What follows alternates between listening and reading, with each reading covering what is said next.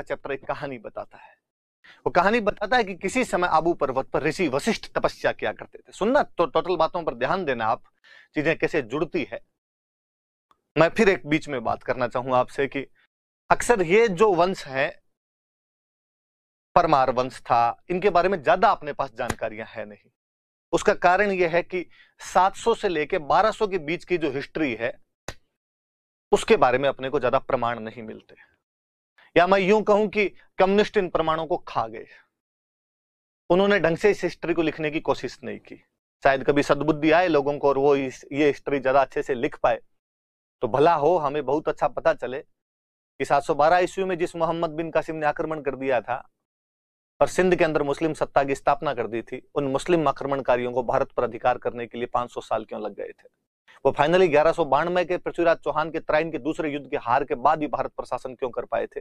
इन बीच के 500 सालों के अंदर उनके आक्रमणों का जवाब किसने दिया था।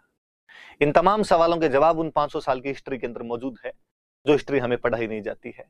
और हमें यह कह दिया जाता है कि पूर्व मध्यकाल का जो समय है वो अंधकार काल है, डार्क एज है। उसके बारे में हमें ज्यादा जानकारियां नहीं है। हम कुछ जानकारियां जो वहां की है मैं बताता हूं आपको। देखिए घटनाएं, चीजें जुड़ती किस प्रकार से कि स्कंद पुराण का जो प्रभास खंड है, प्रभास खंड का जो अर्बुद अचल महात्म्य नाम का चैप्टर है, वो ये बताता है कि किसी समय आबू पर्वत पर ऋषि वशिष्ठ तपस्या किया करते थे। आबू पर्वत, इस आबू वाली जगह पे पर्वत नहीं था, इस आबू वाली जगह पे ऋषि वशिष्ठ तपस्या किया करते थे। और यहां पर एक बहुत बड़ा खड्डा था। इस स्थान पर तपस्या करते समय उस खड्डे में एक बार कामधेनु गाय गिर गई। कामधेनु जिसके लिए हम कहते हैं कि वो देवताओं की गाय है, जिसे जो मांगे वो सब दे दिया करती है। ऋषि वशिष्ठ जब तपस्या कर रहे थे, कामधेनु उस खड्डे के अंदर गिर जाती है। गाय की चीख पुकार सुनकर वो सरस्वती नदी के पास गए और मां सरस्वती से कहा कि सरस्वती, तुम यदि गड्ढे में धीरे धीरे पानी डालो तो गाय ऊपर आ जाएगी, निकल जाएगी, वरना गाय बेचारी खड्डे के अंदर मर सकती है। सरस्वती ने धीरे धीरे अपनी धारा को उस खड्डे में प्रवाहित किया और प्रवाहित करने के बाद में वो गाय ऊपर आ गई और गाय निकल गई। फिर लगा कि कल को वापस इसके अंदर तो गिर सकती है गाय। ऋषि वशिष्ठ हिमालय पर्वत के पास गए और कहा, हे पर्वतराज, क्यों ना तुम कुछ ऐसा उपाय करो कि इस खड्डे को भर दो, और खड्डे को यदि भर दोगे तुम तो यहां पर दोबारा कोई नहीं गिरेगा। पर्वतराज हिमालय ने अपने बेटे नंदीवर्धन को कहा कि नंदीवर्धन जाओ और जाकर इस खड्डे को भर दो। नंदीवर्धन एक पैर से विकलांग था, चल नहीं सकता था, इसलिए वह अर्बुद नाम के एक सांप पर बैठकर आया, अर्बुद नाम के एक नाग पर बैठकर आया, और उसने यहां पर आके उस खड्डे को भर दिया। उस खड्डे को भरने के बाद जो जगह बनी, क्योंकि वो अर्बुद नाम के नाग पर बैठकर आया था, इसलिए उस पहाड़ का, उस पत्थर का नाम हमने अर्बुद अचल रख दिया। अचल का मतलब पहाड़। अर्बुद धीरे धीरे होता होता हमारे आबू हो गया और हम उसको आबू का पहाड़ कहने लग गए। इसका मतलब आबू के पहाड़ से कहीं ना कहीं ऋषि वशिष्ठ तो जुड़े हुए हैं, इस बात को मानना पड़ेगा। नाग पर बैठकर आए थे। आप कभी पर्यायवाची देखेंगे तो आप देखेंगे कि पहाड़ का एक पर्यायवाची नाग होता है। हालांकि नाग हाथी का भी पर्यायवाची होता है, हाथी को भी नाग कहा जाता है। इसलिए पुरानी किताबों में हस्तिनापुर का नाम नागपुर भी मिलता है, गजपुर भी मिलता है। यह भी हो सकता है कि जिसको हम अर्बुद नाम का नाग समझ रहे हैं वो हाथी हो, क्योंकि अपने को इस बात पर हंसी आ सकती है कि यार नाग पे बैठ के तो कैसे ही आया होगा। पर स्कंद पुराण वाले ने नाग लिखा है, अपने उसको सांप ही समझाओ, हो सकता है वो हाथी रहा हो, हाथी पर बैठ के नंदीवर्धन आया और उसने ऐसा काम किया हो, पर ऐसी कोई कहानी जरूर है। कालांतर में मालवा के अंदर एक परमार राजा वे सिंधु राज, और इन सिंधु राज पर एक किताब लिखी गई, नवशासांक चरित। जब मालवा के परमार पढ़ाऊंगा मैं पुनः इस बात को याद दिलाना चाहूंगा कि सिंधु राज पर कौन सी किताब लिखी गई है। नवशासांक चरित नाम की किताब, जो पद्मगुप्त या परिमल नाम के विद्वान ने लिखी थी। ये कहानी फिर बताती है कि इस आबू पर्वत पर ऋषि वशिष्ठ तपस्या किया करते थे और उनके पास एक गाय थी, नंदिनी। नाम चेंज हुआ है गाय का, पिछली बार कामधेनु थी, इस बार उसका नाम नंदिनी है। और ऋषि वशिष्ठ के एक व्यक्ति से बनती नहीं थी, वो व्यक्ति था विश्वामित्र।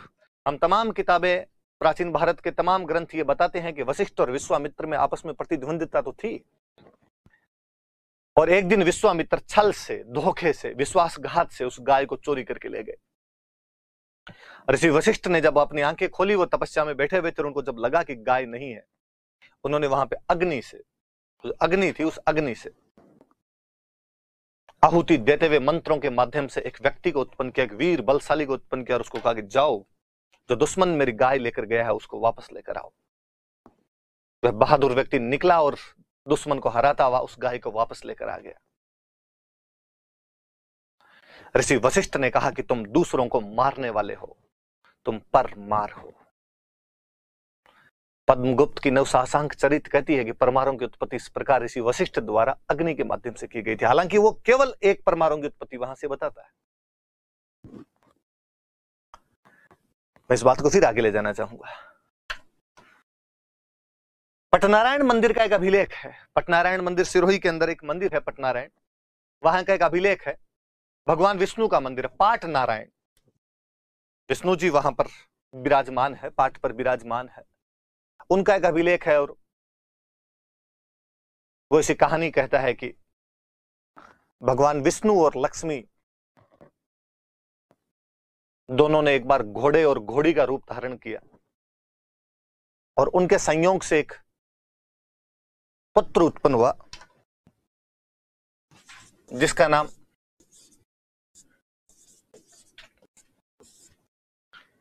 है रखा गया था। कालांतर में अपभ्रंश होता उसका एक नाम बना हे वंशी, हे वंश, उस बंदे के नाम से हे वंश चला। इसी हे वंश के एक प्रतापी सम्राट हुए थे सहस्त्राबाहु अर्जुन। जिन सहस्त्राबाहु अर्जुन ने जो ऋषि जमदगिन थे, परशुराम जी के पिता थे, उनके साथ किसी बात की धृष्टता कर ली, और ऋषि जमदगिन ने अपने बेटे परशुराम को कहा कि सहस्त्रबाहु नाम के क्षत्रिय ने मेरे साथ ये बुरा बर्ताव किया है। इस बात पर परशुराम ने अपनी शिखा बांध ली उस ब्राह्मण ने कि मैं इस धरती से क्षत्रियों का संहार करके रख दूंगा। और ऐसी मान्यताएं है कि उसने 21 बार इस धरती को क्षत्रियों से विहीन करके रख दिया था। पर फिर पुराण कहते हैं कि बिना क्षत्रियों के शासन कौन करे। क्षत्रिय वह था जो किसी की रक्षा किया करता था। जब क्षत्रिय समाप्त हो गए तो अराजकता का माहौल था चारों तरफ। उस अराजकता के माहौल को समाप्त करने के लिए पुनः एक ऋषि वशिष्ठ उस आबू पर्वत पर अग्निकुंड को जगाता है। उसके आहुतियों से 4 बलशाली व्यक्ति उत्पन्न करता है, जिनको हम परमार, प्रतिहार, चालुक्य और चौहान के नाम से जानते हैं। कहानी फिर वही है। इस बार इसको हे वन से जोड़कर परशुराम की प्रतिज्ञा से जोड़ दिया गया है। फिर कालांतर में चंद्रबरदाई आपके कहते हैं कि ऋषि वशिष्ठ के यज्ञ को राक्षस आकर दूषित कर रहे थे, और ऋषि वशिष्ठ ने अपने यज्ञ की रक्षा के लिए उस अग्निकुंड से 4 योद्धा उत्पन्न कर दिए थे, परमार, प्रतिहार, चालुक्य, चौहान। इसका मतलब अग्निकुंड वाली उत्पत्ति भले ही को दूसरा रूप लेकर आई हो, पर उसमें सत्यता तो है, वरना एक जैसी बात इतनी नहीं चले। मामूली हेरफेर कहानियों में समय, क्षेत्र, देश, काल, परिस्थितियों के अनुसार चेंज होते रहते हैं। वो शायद ये भी हुआ हो, पर इस बात में कतई संदेह नहीं किया जा सकता कि परमारों का आबू से और ऋषि वशिष्ठ से कनेक्शन तो है। जब हम कहते हैं कि पटनारायण मंदिर का अभिलेख भी कहता है कि जब क्षत्रिय समाप्त हो गए थे तो अराजकता फैल गई थी और ऋषि वशिष्ठ ने 4 क्षत्रियों को उससे उत्पन्न किया था, तब भी वो बात कहीं ना कहीं उस चीज से तो जुड़ती है कि जिस समय परमार, प्रतिहार, चालुक्य, चौहानों का राजस्थान में राज दिखाई देता है या भारत में राज दिखाई देता है, ये वही समय है जब मुस्लिम आक्रमणकारी लगातार भारत पर अटैक कर रहे थे। तो अराजकता नहीं होगी तो क्या होगा। जब चंद्रबरदाई कहता है कि ऋषि के यज्ञ को दूषित कर दिया था, तो क्यों ना इस बात को यूं समझा जाए कि उस सनातनी संस्कृति पर लगातार प्रहार कर रहे थे और ऋषि उस संस्कृति को बचाने की कोशिश करने के लिए 4 योद्धाओं को उत्पन्न करता है। इस बात को यह भी जोड़ा जाए कि अग्नि से तो उत्पन्न नहीं होते होंगे, लेकिन जैसा कि मैंने उस दिन बताया होगा कि अग्नि के पास में बैठकर उन योद्धाओं को पवित्र किया होगा, अभिषेक्त किया होगा। वो योद्धा कोई हो सकता है वो पुराने क्षत्रिय रहे हो सकता है वो पुराने वे क्षत्रिय रहे हो जो बौद्धों और जैनों के प्रभाव में अहिंसक हो चुके हो सकता है वो क्षत्रिय वो रहे हो जो परशुराम के डर से छुप गए हो, एक ऋषि ने वापस उनको बाहर निकाला हो कि आइए तुम्हारा काम लड़ना है। हो सकता है वो आदिवासी कबीलों के लोग रहे हो जिनको ऋषि ने कहा होगा कि तुम क्षत्रिय हो, क्योंकि क्षत्रिय का मतलब जाति नहीं है, क्षत्रिय का मतलब वह है जो किसी की रक्षा करता है। तो परमाणुओं की उत्पत्ति से खूब सारे सिद्धांत है। स्कंद पुराण डायरेक्टली पुराणों की उत्पत्ति नहीं बताता, पर अर्बुद पर्वत की उत्पत्ति और उसे ऋषि वशिष्ठ से तो जरूर जोड़ता है। नवशासांक चरित्र में मैंने बताया कि परमार नाम ही उसने बताया कि दूसरे को मारने वाला, इसलिए उसे परमार क्यों ना कहा जाए। पटनारायण मंदिर का अभिलेख मैंने बताया कि पूरा परशुराम जी वाली कहानी से जोड़ के वापस उसको वशिष्ठ पे लेके आता है। चंद्रबरदाई वाली कहानी हमने कई बार सुनी है, पहले हम इस क्लास के अंदर डिस्कस कर चुके हैं। यही लिखा था हमने कि परमार वंश के इतिहास में उसकी उत्पत्ति से संबंधित क्या क्या धारणाएं हैं, तो मैंने कई आपको बता दी। ये वाली याद रखना थोड़ी सी, नवशासांक चरित्र वाली और चंद्रबरदाई वाली, ये अपने सीधी सीधी सी राजस्थान की बातें हैं। पटनारायण मंदिर याद रहे आपको कि सिरोही के अंदर है पटनारायण मंदिर। हम जब मंदिर पढ़ेंगे तब इसकी और बात कर लेंगे। स्कंद पुराण वाली बात तो याद नहीं रहे, याद रहे तो भली बात, नहीं रहे तो भली बात। मैंने बताया कि हम आबू के परमार पढ़ेंगे, हम मालवा के परमार पढ़ेंगे, हम वागड़ के परमार पढ़ेंगे, हम जालोर के परमार पढ़ेंगे और हम किराड़ू के परमार पढ़ेंगे। अलग अलग कई क्षेत्रों के, जिनमें आबू और मालवा वाले ज्यादा फेमस रहे थे। इनकी बातें थोड़ी ज्यादा होगी, बाकियों की बातें इतनी नहीं होगी।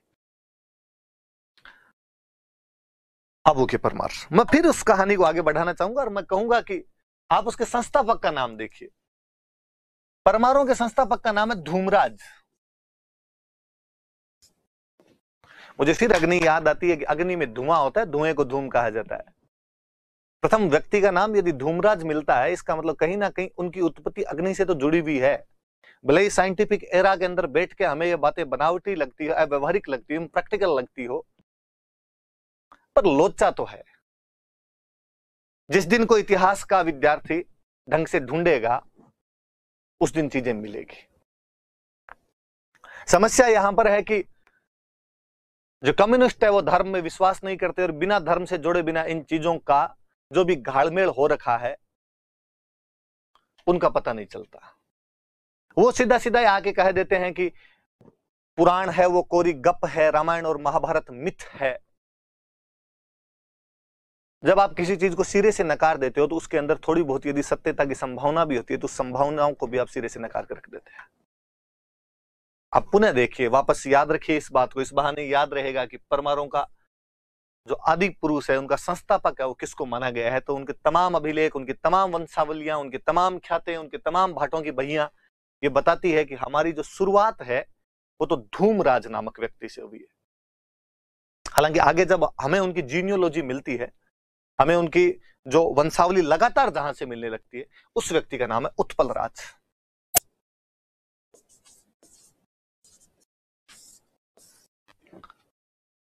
दोनों याद रखना कि धूमराज को उनका प्रथम पुरुष बताया गया है, पर उनकी वंशावली जहां से प्राप्त होती है, जीनियोलॉजी जहां से शुरू होती है, उस बंदे का नाम उत्पल राज है।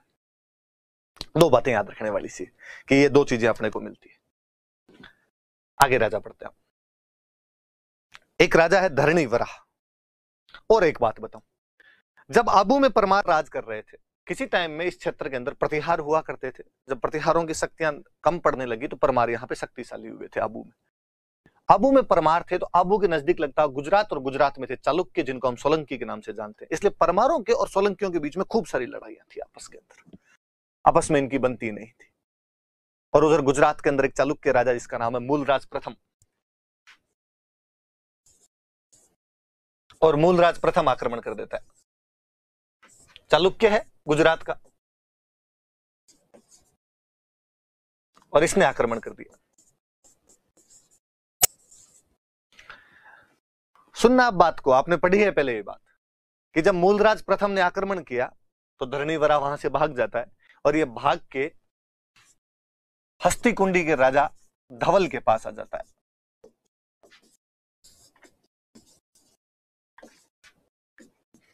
धवल के पास में शरण ली इसने, उसके पास में असाइलम लेता है। धवल का नाम आपको पुनः याद आना चाहिए जब हम पढ़ते हैं कि मालवा के परमार राजा जब मुंज ने आघाट को तोड़ा था तो धवल गया था और उसने जाकर उसकी रक्षा की थी। इसका मतलब धवल उस समय इनके बीच में एक बड़ा राजा हुआ है। हस्तिकुंडी में राठौड़ था, राष्ट्रकूट था, तो उसका पूरा अभिलेख मिला उसमें। मैंने एक दिन पहले उस अभिलेख की, उस राजा की कई बातें की थी, तो याद रखना हस्तिकुंडी के धवल के पास में आगे शरण ली थी। हालांकि बाद के आगे का अभिलेख कहते हैं कि थोड़े दिनों बाद धरणीवरा वापस गया, धरणीवरा ने जाकर अपने आबू पर पुनः कब्जा कर लिया था। बाद की बातें ऐसे बताती है। पर एक बार अपने धरणीवरा में इतनी बात याद रखने वाली कि गुजरात के चालुक्य राजा मूलराज प्रथम ने आक्रमण किया, उसे वहां से भगा दिया, और भगा दिया तो वो आपके धवल के पास आ जाता है जो कि हस्तिकुंडी का था, पाली में अपने एक जगह पड़ती है। और जो धवल वाला अभिलेख है जो हम पहले पढ़ चुके हैं, उससे ही इस बात की जानकारी भी मिलती है।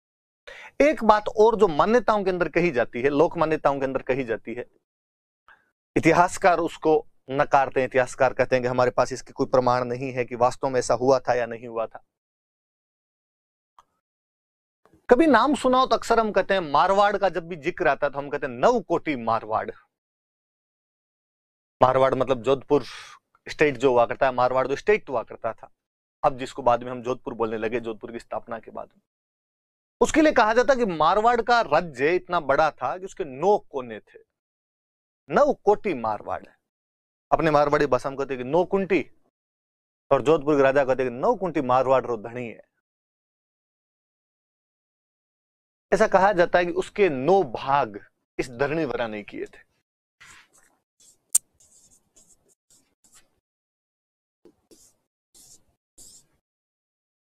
कि उसको 9 कुंटी के अंदर बांटने वाला, अपने भाइयों में उसने विभाजन किया था, उसे 9 कुंटी के अंदर बांट दिया था।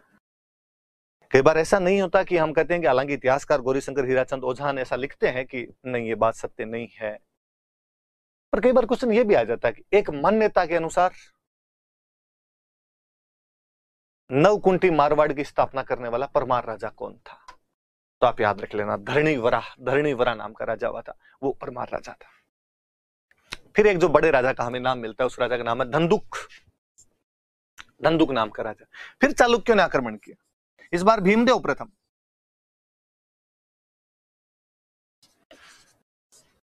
भीमदेव प्रथम आक्रमण करता है और धंधुक को हरा देता है। यहां पर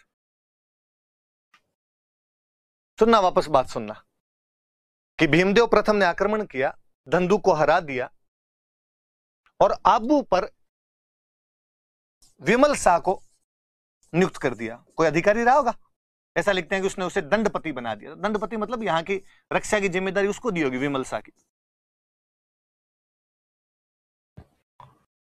चालुक्य राजा, गुजरात के चालुक्य राजा भीमदेव प्रथम ने आबू के परमार राजा धंधुक पर आक्रमण किया। धंधुक यहां से भाग जाता है।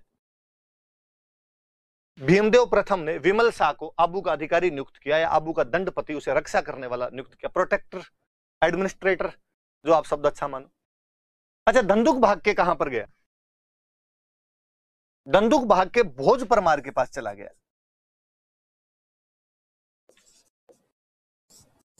जो उस समय चित्तौड़ में रहता था। सुनना, बातें जुड़ेगी, देखो कैसे कि धंधुक भाग कर भोज परमार, जो कि मालवा का राजा है, जो उस समय चित्तौड़ में रहता है, उसके पास चला गया। अब इस बात को उससे याद कीजिए कि भोज परमार ने चित्तौड़ में त्रिभुवन नारायण मंदिर का निर्माण करवाया था, जिसे कालांतर में कुमारपाल चालुक्य समिधेश्वर मंदिर के नाम से चेंज कर देता है। और कुमारपाल का एक अभिलेख हमें मिलता है जब वो अजमेर में अरुणराज को हराने के बाद वहां से होकर गुजरा था। कालांतर में मोकल ने जिस मंदिर का पुनर्निर्माण करवाया, जिसे हम मोकल जी का मंदिर कहते हैं, और भगवान शिव की उस अद्भुत प्रतिमा के कारण उसे हम अद्भुत जी का मंदिर भी कहते हैं। ये जो घटना है ये पुनः बताती है कि भोज परमार की उस समय प्रेजेंस थी मारवाड़ के, मेवाड़ के अंदर, चित्तौड़ में। उस समय भोज परमार यहाँ चित्तौड़ के अंदर था, तभी उसने मंदिर वगैरह बनवाया होगा। तो ये बात भी ये बताती है वापस। पर विमल शाह बड़े इंटेलिजेंट थे, और विमल शाह ने कहा भाई लड़ाई माफ करो, क्यों लड़ते हो यार आपस के अंदर? आबू और गुजरात का राजा आपस में क्यों लड़े? और विमल शाह ने इन दोनों के अंदर, धंधुक में और भीमदेव में, समझौता करवा दिया। और धंधु को वापस कहा कि सर आपका है आबू, हम क्या करेंगे यहाँ पे, आप तो आइए आबू के अंदर रहिए आराम से।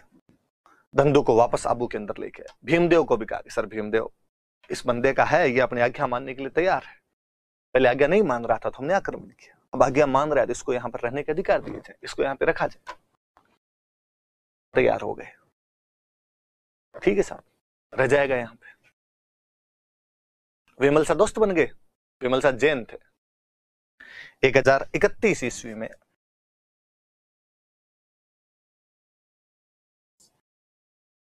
इन्होंने आबू में जैनों के प्रथम तीर्थंकर भगवान ऋषभ देव कहूं या उनको आदिनाथ कहूं, उनका बहुत बेहतरीन बेहतरीन मंदिर बनवाया, जिसको आज भी देखा जाए तो आंखें चौंधिया जाए और लगे कि यार ऐसी इमारतें कैसे बना गए वो लोग।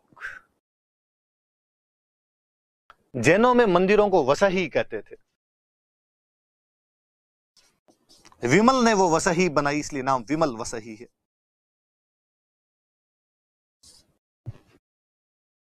विमल सा द्वारा बनाया गया विमल वसही का मंदिर है आबू में। 1031 ईस्वी में उसने बनवाया था। तो याद रहे, कोई पूछे कि भाई, या आपके प्रतिष्ठम के कहीं पे दिमाग में जब मंदिर पढ़ेंगे तब हम और बात करेंगे कि यार विमल सा यहाँ पर कैसे बना गया, तो याद रखना कि भीमदेव प्रथम का अधिकारी था, वो आबू में रहा था, परंतु उसने भीमदेव प्रथम और जो आबू के राजा थे धंधुक, उनमें समझौता करवा दिया था, कालांतर में यहाँ पर उसने मंदिर बनवाया था। इसे हम विमल वसई का मंदिर कहते हैं। आदिनाथ जी का मंदिर है, ऋषभ देव जी का मंदिर है। देखते हैं आपने, देखो फोटो नहीं लगाई थी क्या उसकी, आगे होगी,